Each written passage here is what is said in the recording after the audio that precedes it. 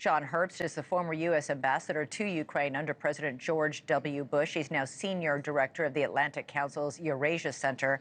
Ambassador, great to have you here. Want to get your reaction to the remarks we just heard from the spokesman for President Trump, that there's a big ocean in between the United States and Europe, and that this is sort of a conflict in their backyard.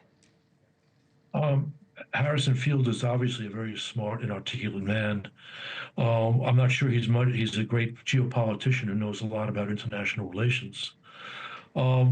It's true that there is an ocean between the United States and Europe. It's also true that 2 world wars started in Europe, and there have been no world wars since the end of World War II because the United States established NATO and oversaw security in Europe, which was very much in American interests. That fact hasn't changed.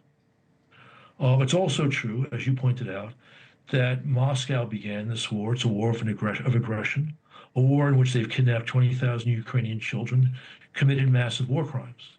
And in order to have an effective peace, it's important for the United States to recognize this. So you think it's important that somehow Russia be made to acknowledge or pay a price for that?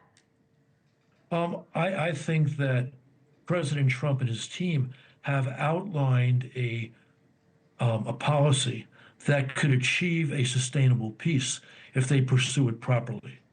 I don't think we necessarily need to, in a peace negotiation, to have Russia admit all the awful things it did. Although I do think that if Russia were to make a deal which kept a sustainable peace and didn't admit the awful things it did, we would have to treat it, a country, as still very dangerous. So Ukraine is insisting, as recently as this afternoon, President Zelensky insisted that the U.S. enforce any ceasefire. And the Trump administration says that it'll be up to the Europeans to enforce any ceasefire. And today the Russians said they don't want anyone from NATO in Ukraine enforcing the ceasefire. I mean... correct. President Trump laid out 4 things, or he and his team laid out 4 things that they would like to see to get a quick, sustainable peace. For Ukraine, that would mean compromise on territory and a moratorium on NATO membership for at least 20 years, maybe longer. For the Russians, it means they have to accept Ukraine would be armed to the teeth to deter future Russian aggression, and you'd have the European peace enforcers in between Russian and Ukrainian forces. The Ukrainians have expressed a willingness to compromise. The Russians reject those 2 things. We've seen no Russian willingness to compromise. So the Russians haven't given up anything as of yet. That's correct. And so I think President Trump recognized that a few weeks ago when he called Putin the obstacle to peace. And he talked about perhaps having to put some screws on the Russians. Well, he's not calling him an obstacle to peace now. Right. But we know he'll say one thing today and another thing tomorrow without necessarily changing his mind. And if you go back and look at the way he conducted negotiations with Kim Jong-il in North Korea in the first term, he would also say nice things about him before he walked away from a deal because he realized Kim was not going to give him what he needed. Right now, the Russians are showing no indication that they're going to give the conditions necessary to create a sustainable peace. Maybe they'll change their mind if they believe that Trump has steel and is going to put some cost on them for not being willing to compromise. So I want to ask you about something that Trump said this afternoon twice in his press conference about this whole deal.